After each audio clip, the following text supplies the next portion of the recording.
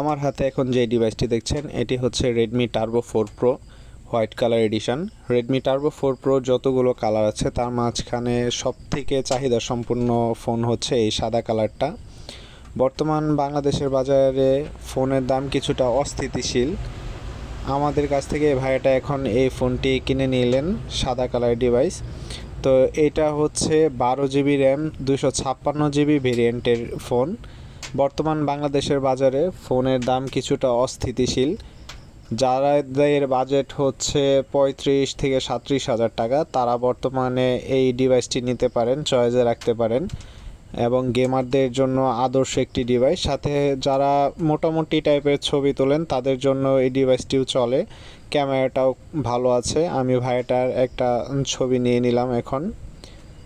ক্যামেরাটা সত্যি অনেক সুন্দর, যেহেতু এটি একটি পারফরমেন্স সেন্ট্রিক ফোন সেই হিসাবে এটার ক্যামেরাটা অনেক ভালো। তো যারা মোটামুটি ছবি নেবেন এবং হচ্ছে ভালো একটা পারফরমেন্সের ফোন নিতে চান তারা রেডমি টার্বো 4 প্রো এই ডিভাইসটি চয়েস করতে পারেন।